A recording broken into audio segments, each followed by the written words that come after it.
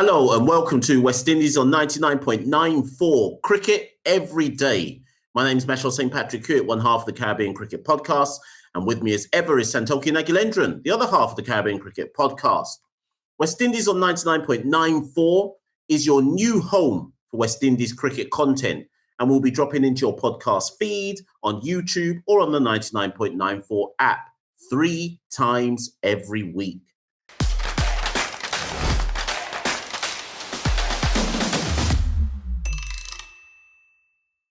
Thanks for joining Cricket's Conversation. Today on West Indies on 99.94, we're going to be reviewing CPL 2022. Santoki, take it away. Yeah, and it was a Friday night at Providence Stadium in Guyana when Brandon King launched the six to bring the title back to the Jamaica Talawars.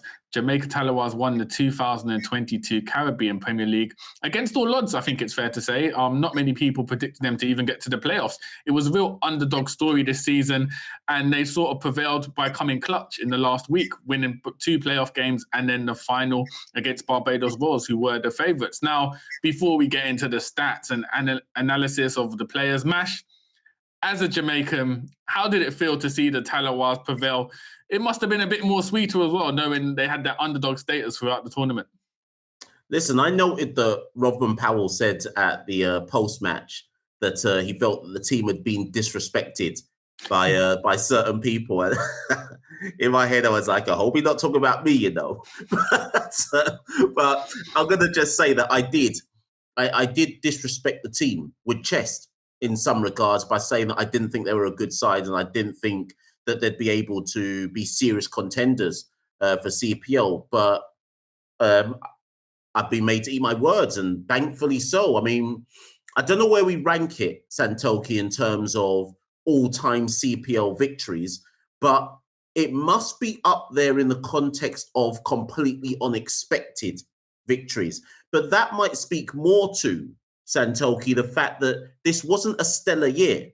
And that's not being critical of CPL as a product. I just mean that maybe this was an apt victory for this year's CPL because there was only one standout side and everybody else was just much of a muchness. So maybe it made sense that the team who just came good in the clutch just won the tournament, because other than Barbados, there really wasn't, I don't even think it's harsh, Santoki, there really wasn't any other team to talk about.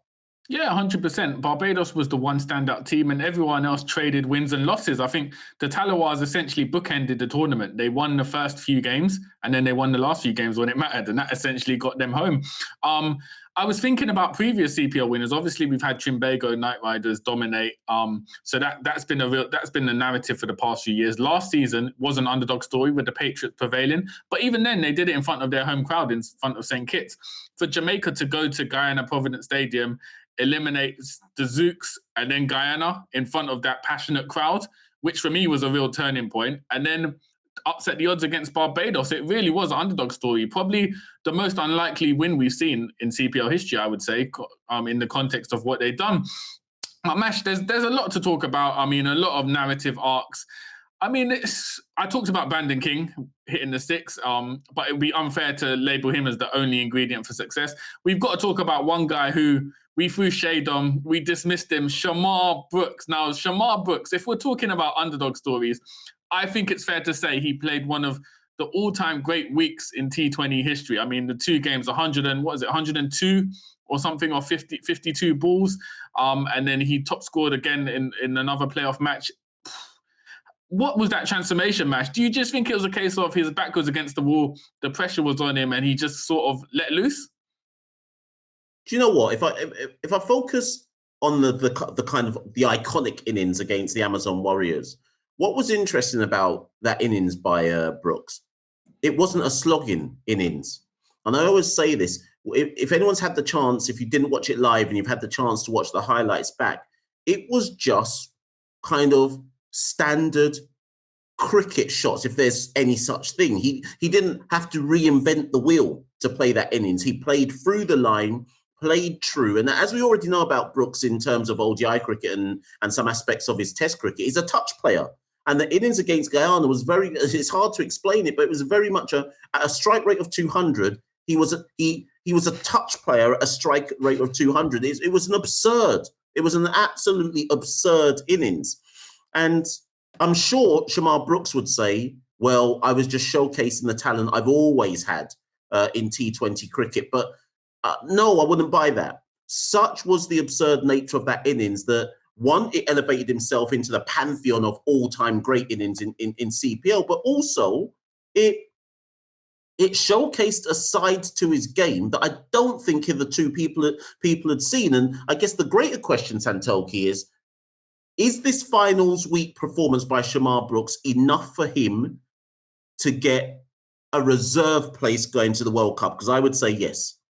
Yeah, I would say he's definitely thrown his name into the mix. I mean, just to correct myself, he scored 109 of 52, which was unbelievable innings. And I think, as we said, the scarcity of talent in West Indian cricket at the moment means if you do hit a century in the CPL, your name's got to be in the mix for getting into the international side. I think the timing of it as well means selectors, it will be on the forefront of their minds. He's produced 2 stellar innings, and more importantly, they've been in pressure environments.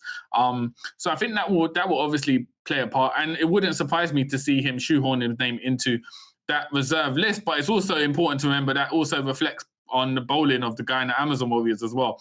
Odean Smith, if we're talking about all-time iconic innings from Shamar Brooks, all-time terrible bowling performance from Odean Smith, giving away 64 runs for his 4 overs.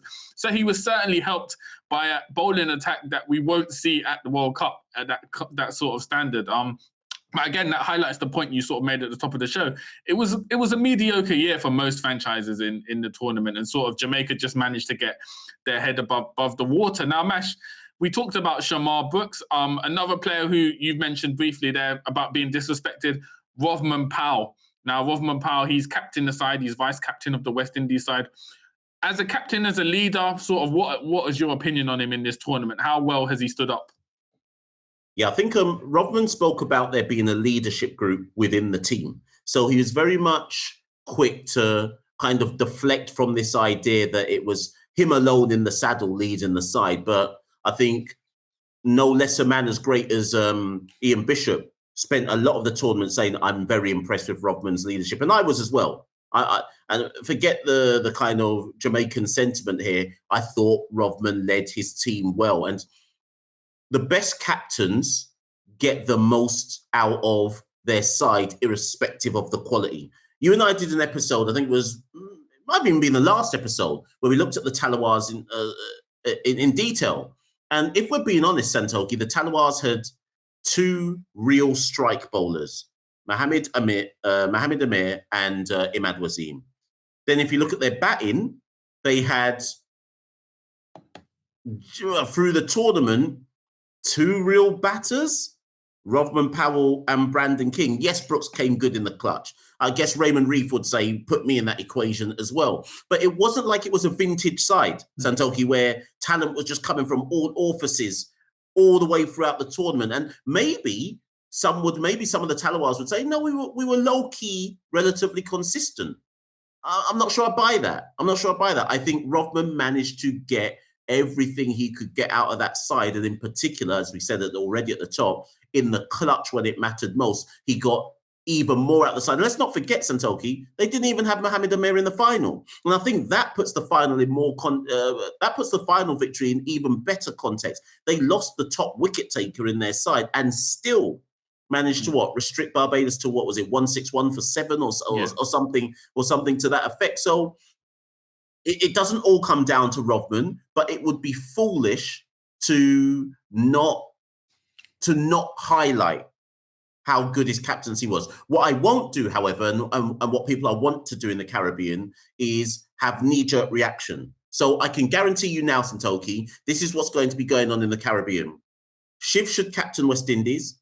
Curtly Amble should be involved in West Indies backroom staff, and Rovman should probably captain some West Indian team. I guarantee there are people in the Caribbean right now kind of knee-jerk reaction of saying that's how we're going to revitalize West Indies cricket. But I'm not here for that. It's possible to praise a performance, and we must praise Shiv, and we must praise Curtly and Andre Cooley and the backroom staff, but that doesn't necessarily mean that we extrapolate that wider at this point in time. Yeah, 100%. And it's also interesting. What do you make of sort of the CPL has been keen to emphasize over the years that it's a franchise tournament. It's not a national tournament. But as we've seen with Trinbago, they've recruited a lot of Trinidadians over the years as the core of their side. The Talawars did as such this year. They've got Brandon King, Fabian Allen into the fold. And I think that culture, that Jamaican culture, helped Rodman Powell. If you look at, you mentioned Mohamed Amir being ruled out of the final. Nicholson Gordon came in and took 3 wickets, bowled at the death. If he wasn't Jamaican, based on his record, I'm not sure if he produces that performance. So for you, as a Jamaican, do you think that patriotism helped Rodman Powell and helped instill like a culture into the side this year? Yeah, I'm with you 100% on that.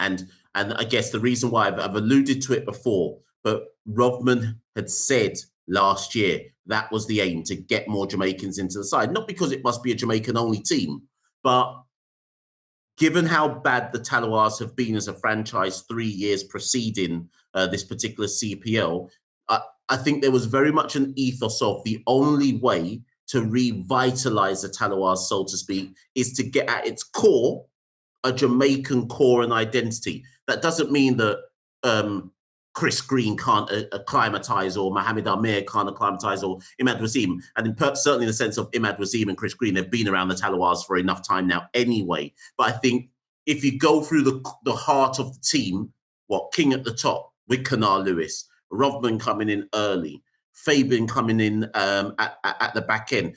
As you say, Sandoki, perfect example. There is no way Nicholson Gordon gets picked for any other franchise.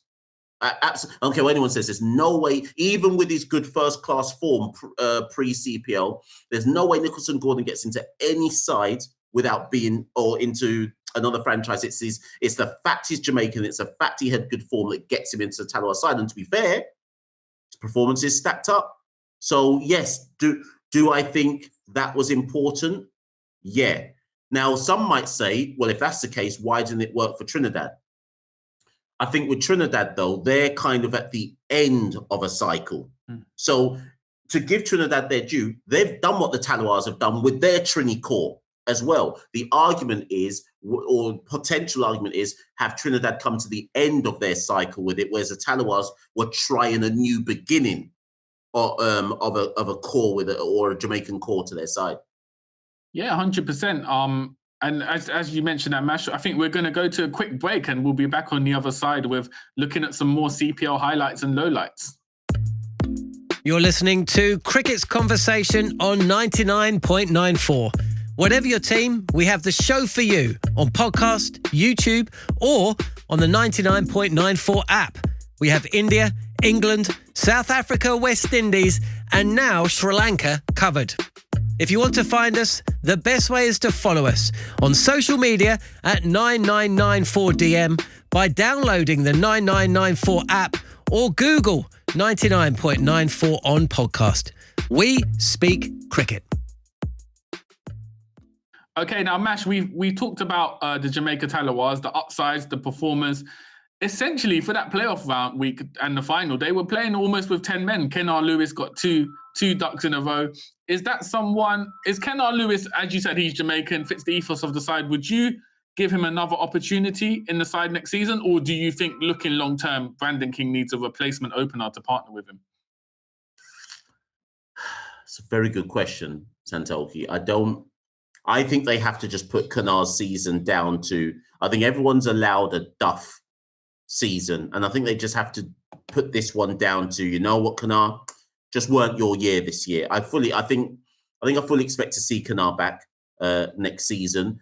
I think the wider problem, Santoki, is how many years realistically can you get away with the same strategy? So as much as we've just said, oh, fantastic Jamaican core, and that was probably key to the victory, I don't think they can do the same again next year. Yes, you retain some players by all means, but I think woe betide a team that stands still. So if the Talawars like, well, we won with this formula, let's just get the band back together again. Not convinced, Santoki. I don't think you can afford to stand still. So as much as I say, well, you can put Kanar Lewis's season down to a duff one, a proper ruthless side says, you know what, Kanar?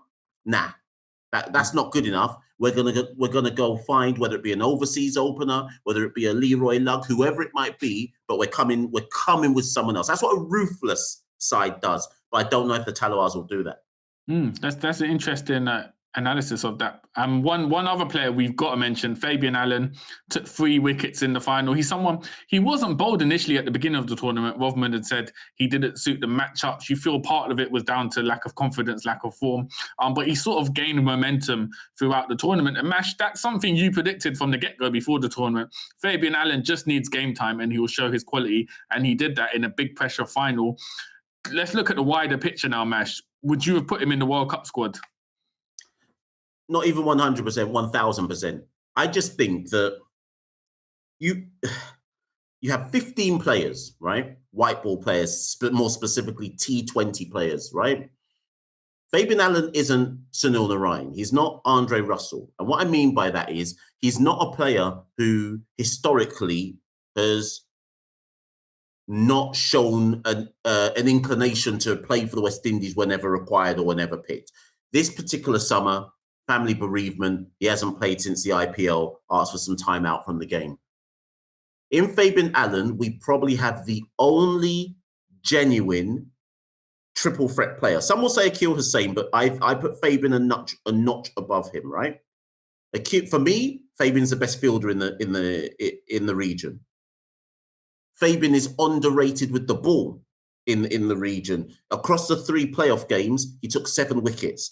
3 versus the Kings in the eliminator, economical versus Guyana in the playoff, in the qualifier, and then 3 wickets in the final versus Barbados. And not just 3 wickets in the final versus Barbados, the top 3 batters, he took them all out in the final versus Barbados. And then we get to the fact of Fabian's ability to finish a game off with the bat. I just find it hard to believe that any West Indies side doesn't take a gamble on Fabian. Now, I'm fully expecting that Fabian will go to the World Cup as a reserve player. I'm fully expecting that. But if I was him, I'd still be gutted because if there's a place for Yannick Correa, there must be a place for Fabian Allen as well. That's all I'm going to say. Yeah, no, he's what you'd say is a truly world-class player. It's unfortunate that obviously he's had personal circumstances this year, which has hindered his game, no doubt. But as you said, the quality's been there. The catalogue of quality over the years is there. So for me, it's a big gamble for West Indies not to take him. As you said, he'll get in as a reserve, but even then it's unlikely he'll get game time as a reserve. It's unfortunate as well because he missed last year's World Cup through injury. So for someone of his quality not to play a World Cup at the peak of his powers, especially when West Indies need it, is a massive, massive disappointment. But Mash, someone who is on that plane to Australia or in Australia at the moment, Brandon King, top scorer for the CPL this season. How have you reviewed him at the top of the order? Has he solidified his place in that starting 11 for the West Indies come the World Cup? The best way I can summarize Brandon King's CPL is as follows. If I was Evan Lewis, I'd be sweating. Evan Lewis is Evan Lewis at the end of the day, so that it sounds a bit ridiculous to say that. But you can't be top scorer in the CPL and then get to the World Cup and you're holding a drop. So I don't know what more I can say on it, Santoki. I mean, it kind of is what it is. I mean, I am just intrigued what West Indies now do. If Brandon, based on Brandon's performance, you and I both already said that Carl Mayers isn't holding a drop. So we always said if someone's going to hold a drop, it's Brandon King. Well, he can't hold a drop now. So somehow they're going to have to find a way to shoehorn Lewis into the side. And everyone will say, oh, well, you just move one of King or you move one of Mayers. But again, there's a synergy between those two. So I don't know, Santoki. I mean, let's give Brandon King his flowers. What a tournament. Left Guyana, found his form again, going back, found his form again, going back to his home franchise. But I think I've asked you this before, Santoki, and I've got to go back to you again. What do we do? How do we get Lewis in the side then? Or does he just have to ride the bench? He might have to ride the bench. I think comprehensively, if you've got Mayers and Brandon King as top scorers in the CPL, they've essentially met the criteria which the selectors are looking for, which is using the CPL as an indicator as to who's in form and who should make it. So for me, I don't see what basis other than looking at his past experience and past achievements, why you put Evan Lewis ahead of a Mayers or a King. And if they do that, that opens up a can of worms. For instance, Fabian Allen. Why wasn't Fabian Allen picked based on past experiences? So for me, they've got that first game in the qualifiers at the World Cup. It has to be King and Mayers opening, just based on what they've done in the CPL. Lewis could still come in at number 3. They could try that option, although I'm unsure how that will work. I guess we'll find out more in the warm-up games, kind of what they're looking in terms of a lineup. And also, Johnson Charles was the 3rd highest run scorer. So the selectors have sort of been vindicated there. Obviously, it was a toss-up between Fletcher and Charles, but Charles has really put his head above the water for the last few games, and he's ended up being the top run scorer as well. So all in all, the CPL, I guess, as much as we talk about the quality being mediocre, at the end of the day, the 3 players who you'd expect to be top of the run charts, which are 3 openers picked for the World Cup, they've essentially been top run scorers. So the pressure is definitely on Evan Lewis. Most definitely. And then I think, Santoki, if we take one final break and then let's return from that break and just look at the team of the tournament. If you love the language of cricket and want more, then head over to the 99.94 app and you can hear all of our podcasts and cricket commentary. We're adding new shows all the time and covering cricket series from all over the world. Be the first to hear all of our announcements by following us on social media at 9994DM. Welcome to Cricket's Conversation. So, Santoki, if we just look at the named team of the tournament, so we don't mean the Talawars who obviously won it, the CPL commentators, so Badri, Ganga, Bishop and Cole, selected their side. I'm just going to read it to you, Santoki, and I guess I want to see if you feel they could have added some names here, or did anyone deserve to be in that wasn't there? I mean, there's one notable name missing, but here we go. Johnson Charles, Carl Mayers, Faf du Plessis, Rovman Powell, Raymond Reefer, Imad Wasim, Jason Holder, David Visa, Alzari Joseph, Mohamed Amir, Sunil Narayan, and 12th man, Ramon Simmons. I mean, I think that's pretty spot on, Santoki, but there's probably a few names we could have included. Yeah, I think generally they've got the sort of crux of the core performers. I mean, there's an argument you could have included Obed McCoy, although towards the end of the tournament, he was pretty inconsistent. But I think a lot of those names are hard to argue with. For me as well, it sort of speaks to the quality of Sunil Narayan that despite Trimbago having an all-time poor season, Narayan has managed to make that top 11 side. I think his economy rate was something ridiculous, 4.6 average for runs conceded throughout the tournament. And that sort of, for me, that sort of is a name that stands out because he's the only name from Trimbago, but it also highlights what a big blow he is for West Indies. But looking at the rest of that side, I think it's there's no major disagreements on my part. I think, as you said, Mash, the quality of the tournament, because it slightly lacked this season, it was easier to pick sort of the standouts, Faf du Plessis, Johnson Charles, Carl Mayers, Brandon King, all in with the runs. Joseph had the wickets, Holder as well. Imad Wasim done so well for Jamaica Talawars, Mohamed Amir. So for me, little arguments really. I think that there was a core of about 15, 16 players who really stood out. So from that to pick the 11, there's no massive disputes on my part. Yeah, the only surprising thing for me, I think I'm going to make 2 points. They did actually leave King out.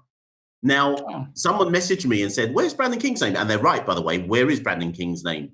But this is how I think they must have left King's name out. That team, I assume, was selected before it has to have been selected just before the final, because as much as King got top run scorer, he did play 2 more games, than Johnson Charles. And also Johnson Charles missed 2 or 3 games because of injury. So I just wonder if Charles got the pick in light of the fact that he actually played significantly less games than Brandon King. I could be wrong, but that's what I reckon the justification would have been. Mayers obviously gets a pick because he also contributed with the ball as well. So I think Mayers gets him for the double threat that he poses. But King was surprisingly left out of that squad. I'd love to know the reasoning why.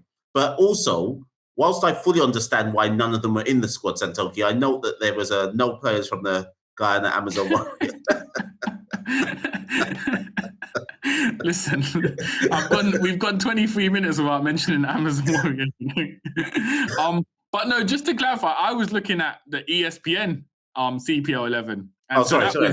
So that was why I thought King had been included. So I've been looking at a different 11. The ESPN one is King, Mayers, Johnson Charles, Faf du Plessis, Rovman Powell as captain, Jason Holder, David Visa, Imad Wasim, Sunil Narayan, Azari Joseph, and Mohamed Amir. So other than King, not much disparity between the two. So they have King in instead of Raymond Reef, which probably makes sense, actually. Yeah.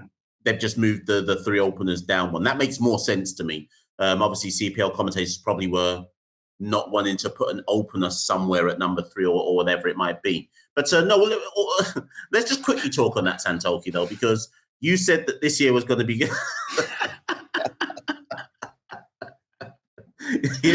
you said that this year was going to be Guyana's year. And for a brief moment, Santolki, even I nearly fell into the trap. Because when Guyana put that run together in home conditions, I genuinely thought, okay, they're going into the finals week now, or the final stretch, with the most momentum out of any side. And Santolki fell apart spectacularly, you know. But I guess as an Amazon Warriors fan, what do you put that down to? Do you just put that down to, you know what, they weren't that good to begin with and they just got found out in the clutch? I don't think this one's as straightforward as a choke as traditional years, because they weren't that good to begin with. Yeah, it's a tough one with Guyana Amazon Warriors. They had an abysmal, for me, I still say it's probably the worst Guyana Amazon Warriors side I've seen it in CPL. If you think up until that last week where they had the home leg in Guyana, they were abysmal. They only won one game. What did they lose, 4 or 5 on the bounce? So they were pretty abysmal.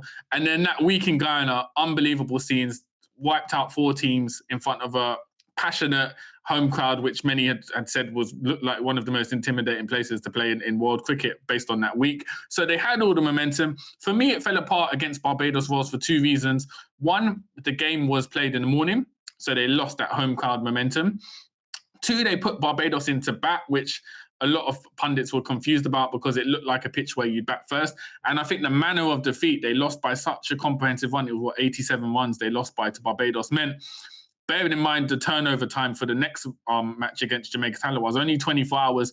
They'd had a comprehensive defeat, had to pick themselves up 24 hours later. If you contrast that to the Talawars, who'd got a win over the Zooks, were riding high in that momentum, I just think Guyana got found out by the playoff system. At the end of the day, it's all about picking up wins in the playoff and that mentality. And we know Guyana Amazon Warriors in the past, it's proven to be psychological, their issues, rather than performance-wise. So for me, having a crushing defeat against Barbados Royals and then having to try and turn it around within 24 hours was just too much for them.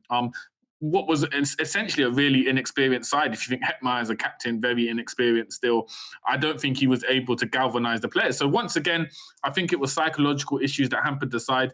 But as you rightly said, Mash, I don't think if Guyana Amazon Warriors had won it, they wouldn't have been fully deserving to win it anyway. They hadn't really shown much quality. At least Jamaica, we can say, had won the first 3 games of the tournament, had some momentum at some points. Guyana Amazon Warriors were dreadful until they got to Guyana. So massive, massive rebuilding task ahead for next season. Obviously, the finals will be in Guyana next season. I'd imagine most Guyanese would not accept the Warriors not being in the final. It'd be interesting to see if Omar Khan, the director of the franchise, gets the checkbook out and says, yo, Shiv Chandapur, name your prize. What would it take for you to come back home and bring the title home? Yeah, and I think that's possibly a good way to kind of bring this one to a close, Santolki, because let's state again, this wasn't a vintage year on the field. So as much as the Talawars have won, I still maintain, Santolki, only the Barbados Royals can look at this season and say, we have enough of a hallmark of a good side to retain the large majority of who we already had and go again. Arguably, Santolki saying Kitts and Nevis might need to rip it up. Trinbago definitely need to rip it up. Kings, I mean, they don't tend to get stellar names and tend to overperform, so they might be all right. Amazon Warriors, I mean, Santolki, it might be the end of the line for some of the... Do we really see an Imran Tahir come back again? I don't know, Santolki. That might be the time now to kind of look at their... Do we see them retain a Hemraj just because he's Guyanese? So for me, a lot of teams might need to rip up the script for next season, Santolki. Yeah, and I don't even think Hetman would be at Guyana Amazon Warriors next season. I can see him getting lured to the Barbados Royals just because he's part of the Rajasthan Royals, just to have that consistency with franchises. So I think there'll be massive overhauls in particular for the Amazon Warriors and Trinbago Knight Riders. So it'd be interesting to see kind of who they recruit, what players, what staff, what coaching ahead of CPL 2023. But Mash, we've got a World Cup coming up now. International cricket. West Indies will be playing in about 2 weeks' time, I think, is their first game. So future episodes are going to be looking and analysing at that. And we'll be bringing you coverage on 99.94 of the warm-up games, the series against Australia, any squad news, all that build up before the big tournament. Most definitely. So people, always remember, rate, review, like, subscribe, share, and hit us up at Carib Cricket. We're out of Twitter jail now, people. So go and send us some messages there, and we'll see you on the other side. Stay locked in.